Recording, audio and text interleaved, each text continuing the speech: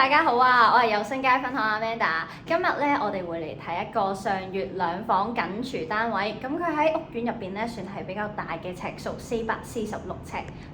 去邊？咁嚟到客廳呢邊位置咧，見到呢隻色咧，佢係一隻好闊落嘅橫廳。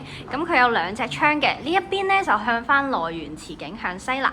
咁呢一邊咧，我哋就向翻呢個嘅開揚東北山景啊。前面望翻啲山景同埋村屋，咁就冇遮擋。咁平時咧，如果冬天嘅時候，可以開翻兩邊嘅窗，作為一個對流窗，就會好斜風。咁或者驚望翻對面嘅話咧，業主都做咗個窗簾可以拉翻埋佢嘅。咁呢邊咧就可以做一個餐台近翻廚房嘅位置，做一個用餐區。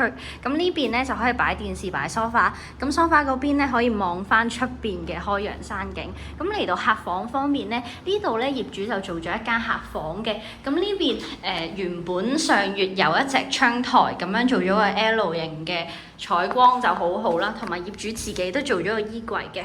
如果喺床嗰邊咧，就可以做一隻半床咁樣拍埋個床褥去到個窗台度，就會好慳位。咁呢邊咧就可以做翻個書台或者梳妝台去做嘢嘅。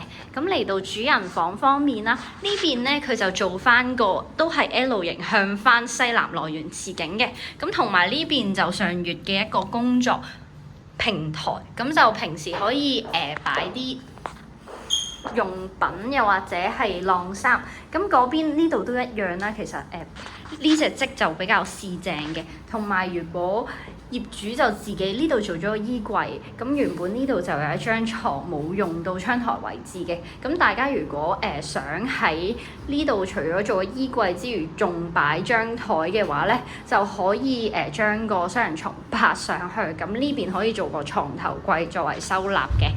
咁嚟到廚房方面啦，呢一隻積咧就係緊廚設計嚟嘅，可以見到咁做咗一個 L 型嘅廚櫃，同埋一個桌面啦。咁呢邊佢嘅工作空間就會比較大啦，見到可以擺翻一啲比較少嘅小家電啦，同埋備菜嘅時間個空間都比較充足嘅。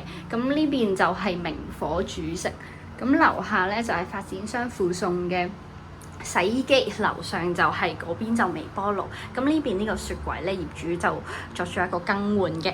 咁嚟到呢度咧就係一個上月比較少見嘅浴缸設計啦。咁上月呢個446尺兩房緊廚單位咧就睇到咁多啦。如果有興趣了解更多嘅話，可以聯絡我。咁我哋今次到呢度啦。我係有星街分享 Amanda，拜拜。